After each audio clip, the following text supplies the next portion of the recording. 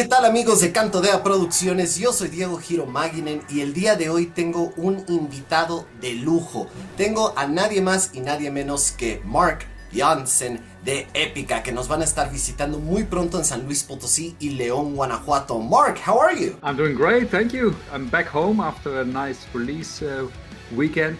Well, album was finally released, so couldn't be more happy. Absolutely. Aspiral has been a fantastic album to listen to, if I do say so myself. I'm very excited to talk about the album, but before we get there, the symphonic synergy that happened here in Mexico. What a show, what an experience. From the moment you got into the venue at the Auditorio Nacional, which by the way you sold out twice, yeah, you could see mariachis playing Epica music, you could get some really cool, awesome photo ops. The experience was from the lobby all the way into the concert hall. Amazing production. So for you personally, what was this experience like? How did you feel? Yeah, that was, like you said, 2 times sold out. When we were booking it, just going for one show. But as that's one sold out so fast, we could add actually a second date. That was beyond expectation. So, and even to sell out the second one, that was a cherry on the cake. So I was so proud, and that we could also do all the things we had envisioned. We did a lot of rehearsals with the orchestra, director Dante. It was really one big highlight, this production. First, we could do it, of course, in Amsterdam. And then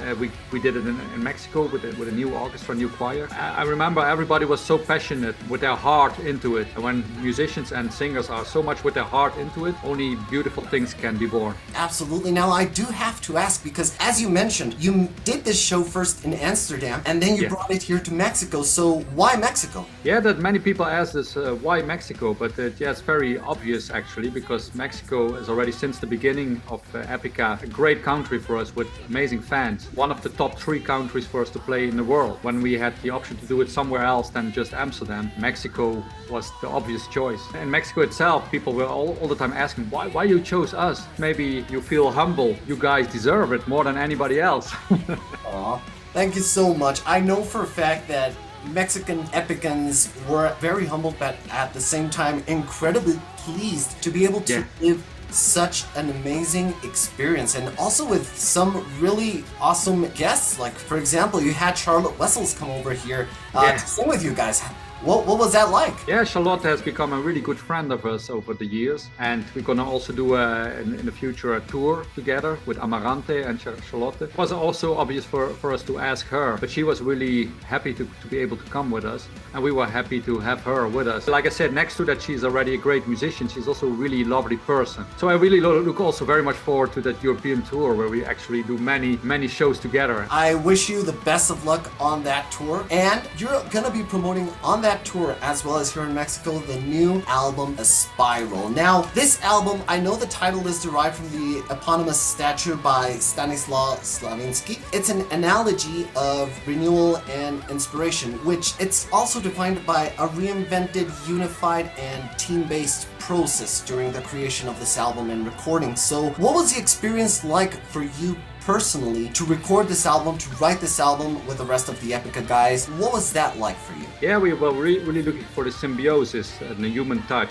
And that is a process that started already many years ago, that more and more we work on each other's tracks instead of just writing songs and just picking the best songs for the album. Now we write songs, and then some songs can completely change drastically. And this way we have really like the best of the best on the album and the human touch of really working together. That being said, also in the studio itself, we recorded in a different way. Drums, bass, guitar, recording in a live setting. This really band playing and then building the rest on top instead of everybody recording separately. And that gives a much more of a cohesive feeling. And I think nowadays the techniques, they are getting so well that many bands, you can do it as perfect as you want, but then you lose some kind of the soul. And we wanted to put that soul back in the music. And I think this way we have the best of both worlds. The best of the current technology, but also the best of the way bands were working back in the days in the 70s when you were really sitting in the studio recording together. Metal has always been defined by that raw energy that you could get from albums that couldn't have been made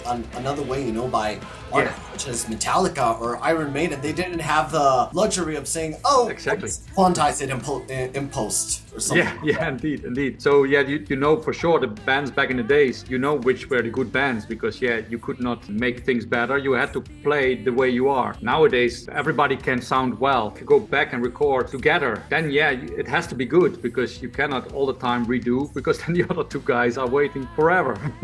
Exactly. And well, this album, I can definitely say I felt that surge of energy and emotion from the entire band, and I've seen that the reception has been so far fantastic, but what has the reception been like for you? Yeah, we were very curious because we did some experimentation on this album, and we already started doing that with the Alchemy project, the EP that we recorded with the other musicians. So that was already like kind of a trial thing to see what things that our fans digest well and which things they might say this is a bridge too far. And then we noticed that many of these songs actually work well in our set. So we thought if we continue this experimentation on the new album, we know also for sure that can be also played in our set anywhere. So that gives us a lot of possibilities for building a set list. So we're gonna have also many various different set lists. So the set list probably we're gonna play in Mexico is gonna differ completely from the set list we're gonna play in Europe. We can switch things around as much as we want, and that keeps it interesting for the fans and for us. In the past, sometimes we had a set list that we played for too long, and then of course it's easy to play a set list because you know the song so well.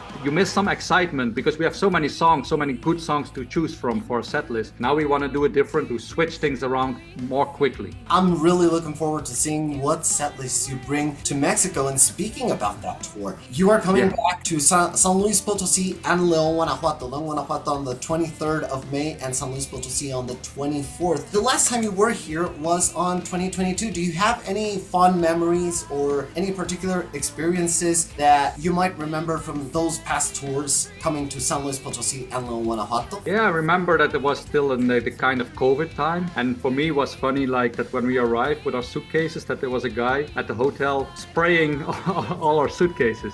So that is a memory that I remember, that we were like, okay, that's very intense. Outside really. But yeah, there was crazy times, and this country there was this approach, and another country there was a different approach. Nobody knew exactly, of course, what to do because there was a lot of things unknown. But this was a thing that I always remember, that there was a guy outside the hotel spraying all the suitcases.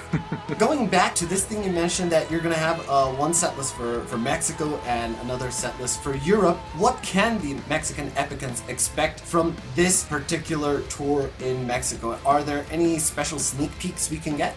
The only thing I can say is because we notice in Mexico people really love our old work, so to put some extra stuff from back in the days. Usually in the Cantodea Producciones interviews, we love listening to the fans, we love listening to what they want to ask the artists that come over, so I've gathered a couple of questions from the Epica forums. The first one comes from Raquel Cisneros, and she asks, Obsidian Heart from the new album, is that related in any way to pre-Hispanic Mexican culture, or am I reading into it too much?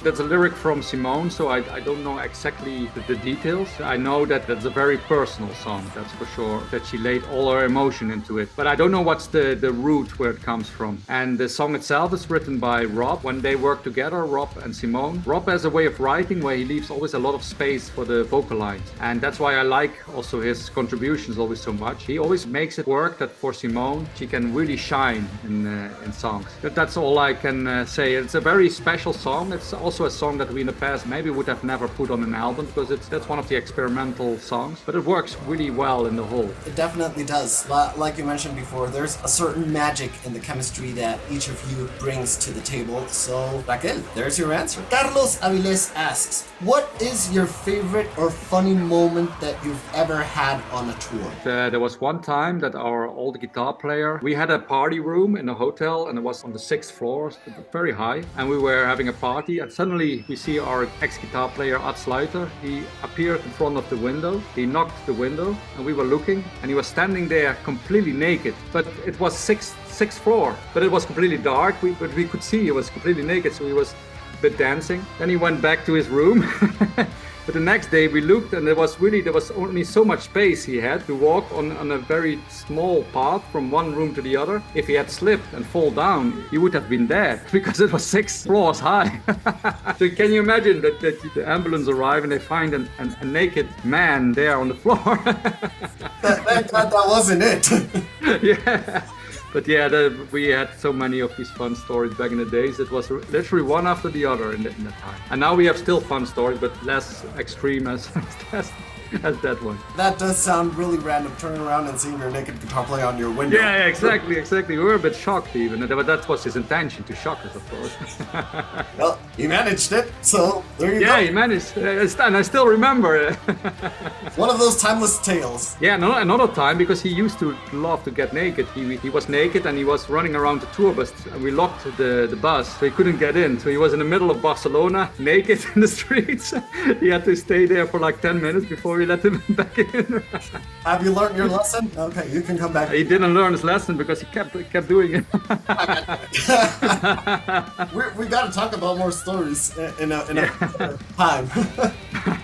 Now, Daniel Sanchez asks, what is your favorite food or thing about Mexico? Yeah, I must confess, I love tacos. I know that I should not eat them too often, but I really love tacos. So every time I'm in Mexico, I try to not eat them too often, but still I end up eating them quite often. They taste so good. Cristina Hinojosa asks, how do you usually prepare for a show? What is your warm-up routine? I start like about 1 hour before the show to warm up on guitar, and I do a few vocal exercises, but that depends. In the beginning of the tour I need to do more vocal exercises. Guitar-wise I always warm up like 1 hour before the show. And my final question from the fans, Adrian Gomez asks, I know that you are really into cycling, which by the way you guys can get some cycling gear at Epica shop. Right.